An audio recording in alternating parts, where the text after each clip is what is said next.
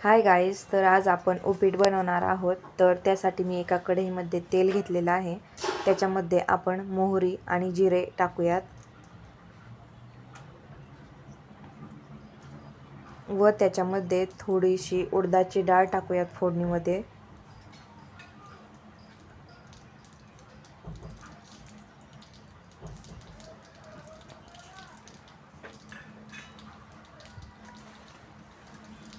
तुम्ही जर माझ्या चॅनलला सबस्क्राईब केलं नसेल तर सबस्क्राईब करा आणि बेल आयकॉनलाही प्रेस करा, म्हणजे माझे येणारे व्हिडिओज तुम्हाला दिसतील. मी इथे मिरची टाकलेली आहे आणि त्याला आपण आता थोडंसं परतून घेऊयात. व आता आपण याच्यात कांदा टाकणार आहोत.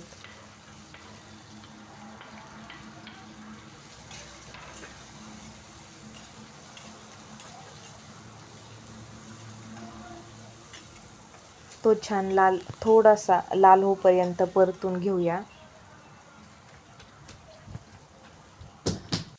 हा आपला कांदा आता लाल झालेला आहे. याच्यामध्ये आता आपण टोमॅटो टाकूयात.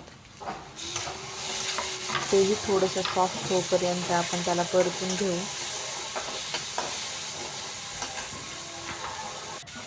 टोमॅटोही आपलं थोडं सॉफ्ट झालेलं आहे. मग याच्यामध्ये आपण हळद टाकूया.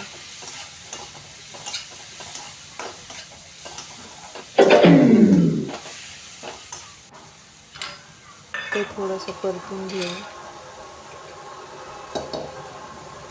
मग मी इथे थोडे भाजलेले शेंगदाणे घेतलेले आहेत. त्यांना असे वरचे सालं त्याचे काढून घेतलेले आहेत. ते आपण याच्यात टाकून थोड्या वेळ याला परतून घेऊ.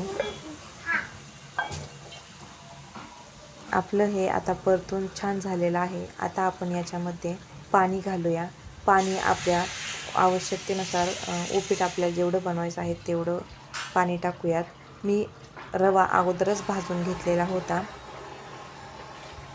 मी पाणी माझ्या आवश्यकतेनुसार तेवढं टाकलेलं आहे आणि आता आपल्याला याला उकळी येऊन द्यायची आहे. मी याच्यावर थोडीशी कोथिंबीर टाकलेली आहे.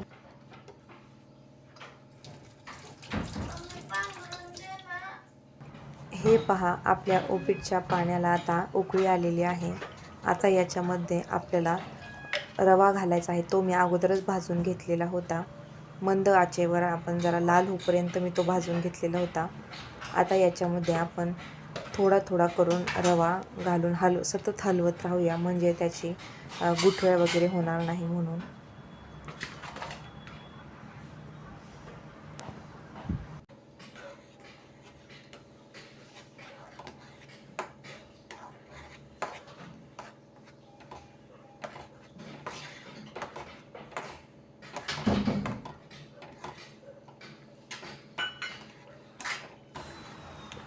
याला सतत हलवत राहूया, नाहीतर याच्यामध्ये गुठळ्या होतील आणि याची आता आपण एक वाफ काढून घेणार आहोत. नाहीतर ते झाकून नाही ठेवलं तर त्याचे टिपके आपल्या अंगावर उडतील, म्हणून मी त्याला झाकून ठेवलेलं आहे.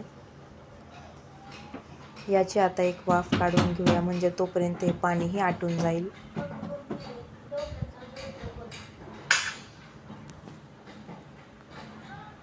थोडे वेळ याला असंच ठेवूयात.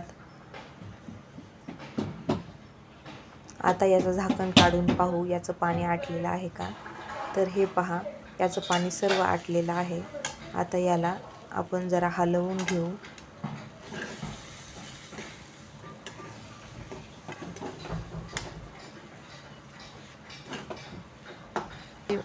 मध्ये एखादी गुठळी याच्यात राहिलेली असते, तर ती आपल्याला छान अशी मिक्स करून घ्यायची आहे.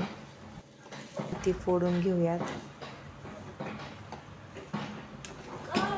आणि याला छानपैकी हलवून घेऊ.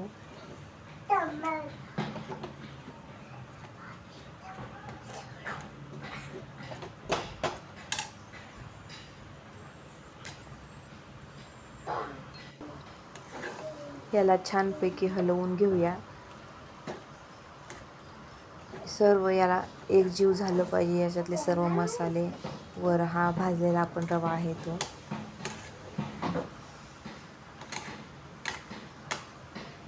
याच्यावर आपण परत एकदा झाकून ठेवूया, म्हणजे सर्व छानपैकी मऊसूत शिजेल. मी 5 मिनिट याला असंच वाफवून दिलेलं होतं. चला तर मग आता याला आपण सर्व करूयात. आपला मऊ आणि लुसलुशीत असं उपीट तयार झालेलं आहे.